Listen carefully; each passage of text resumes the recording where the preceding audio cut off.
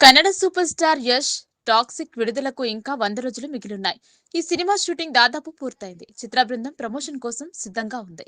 ఇప్పుడు ఈ pan India చిత్రం గురించి ఒక బిగ్ అప్డేట్ వచ్చింది. అదేంటంటే యష్ టాక్సిక్ కోసం ఏకమైన ఆ ఇద్దరు స్టార్స్ బొమ్మ దద్దరిల్లిపోద్ది రాకింగ్ స్టార్ యష్ నటించిన టాక్సిక్ సినిమా విడుదలకు ఇంకా 100 రోజులు మాత్రమే మిగిలింది.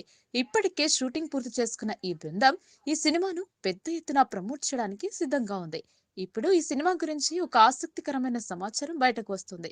ఈ సినిమా కోసం ఇద్దరు స్టార్స్ కలిసి పనిచేయనున్నారని తెలుస్తోంది. టాక్సిక్ సినిమా సంగీతం గురించి చాలా క్యూరియాసిటీ క్రియేట్ అయి ఉంది. ఈ పాన్ ఇండియా మూవీకి ఎవరు సంగీతం అందిస్తారనేది ఇంకా స్పష్టంగా తెలియరాలేదు. మొదట అనిరుద్ యష్ సినిమాకు సంగీతం అందిస్తున్నారని చెప్పుకున్నారు.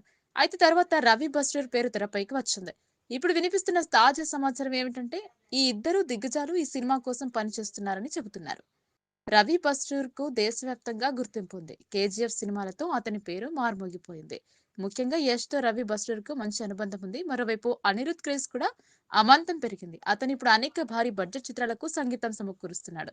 ఈ నేపథ్యంలో ఇప్పుడు రవి బస్రూర్ 'టాక్సిక్' చిత్రానికి బీజీఎం అందించనుండగా అనిరుద్ పాటలకు సంగీతం సమకూర్చనున్నాడు.